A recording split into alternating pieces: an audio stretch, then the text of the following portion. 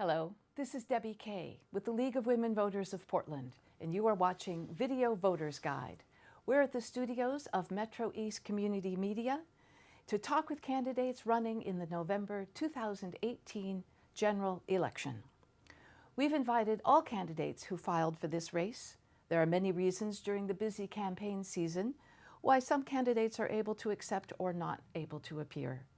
We urge all voters to look at the League of Women Voters of Oregon website and use the League's vote411.org for comprehensive coverage, where candidates may also choose to include more information, some including their own YouTube videos.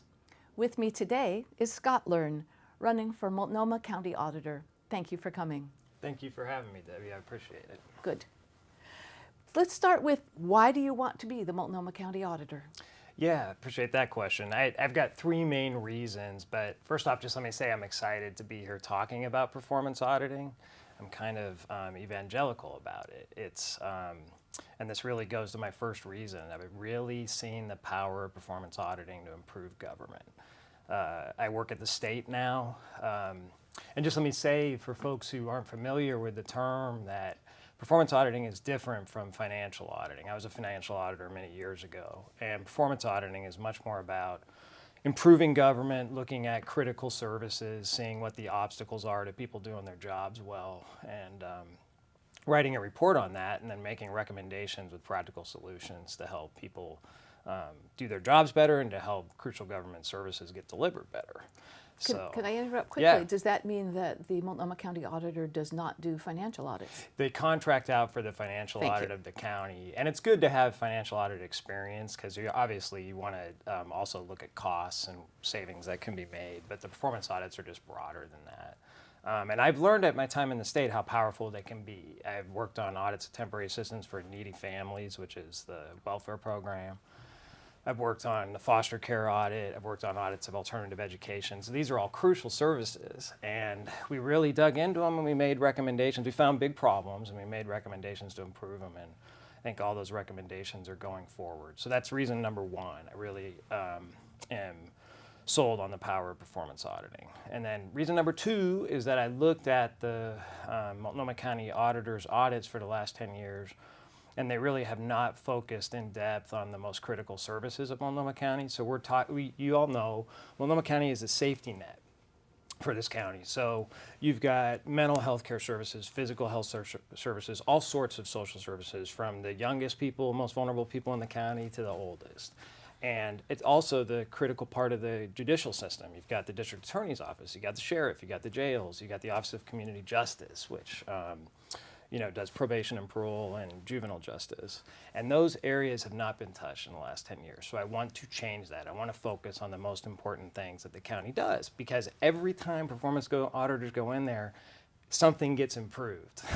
So it's critical that we look at the most important services. And then my last reason is I do really feel like I'm built for this job. I was a financial auditor for Price Waterhouse for 3 years and a CPA at that point.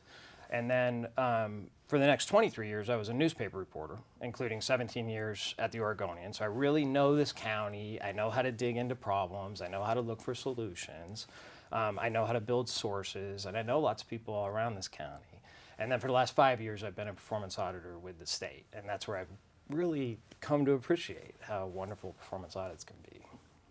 Thank you. Getting into specifics, what do you think are the criteria that should be used in choosing specific programs to audit, and who should be consulted? Yeah, so I think my opening statement talked a lot about the criteria, which is I do want to focus on the most important services that the county provides. And that it's interesting because the social services, health services, court and judicial system services, that's most of the money that the county spends as well. Mm-hmm. So you're really hitting two things. You're improving crucial programs, and you're also able to look at costs in the most efficient spending possible. So that's where I would focus. That's going to be one of my main criteria, or the main criteria. I want us to hit the services that affect the most vulnerable people in our community. And I think if we focus on, say, mental health care, if we focus on addiction services, if we focus on services that the county provides in schools. We're going to be hitting that constituency. So that's my focus. And then in terms of who would be consulted, I do have lots of experience as a reporter developing sources. As I said, I spent 23 years in journalism. So when I was a reporter here in Multnomah County, I covered schools all over the county. I covered City Hall. I covered the environment. So I know how to build sources. I want to build sources with former employees, on-the-ground workers, current employees, advocates, critics, elected officials, national experts, and other counties that are doing things differently. I want to hold open houses on broad topics like mental health care and affordable housing and homelessness. And I want to build diverse focus groups on specific topics. So there's lots of researchers out there. For example, the Coalition of Communities of Color is a coalition of nonprofits that has PhD research levels. I want to bring folks like that in and consult with them on how we can drill into specific topics. Overall, I'm going to do a lot of broad outreach to diverse groups and try to bring them in and get their advice, basically, on how to conduct our audits. Thank you. What measures should the auditor take to make audits and agency responsive to audits available to the public? To make audits and agency responses to the audits available to the public? Yeah, what I've learned at the state is the number one thing we can do, sorry to be a broken record, but is to audit services that really matter and that the public cares about. And to be really straightforward in writing our public audit reports about what the problems are and what the potential solutions are. And that's when the public gets interested. So the foster care audit got a lot of publicity because we were pointing out a major problem and a major program that people really care about. Same with the temporary assistance for needy families. Same with alternative education. We also did an audit of the state's $3.5 billion in delinquent debt. So when you cover those topics that are really meaningful, that tends to increase the level of interest in audits.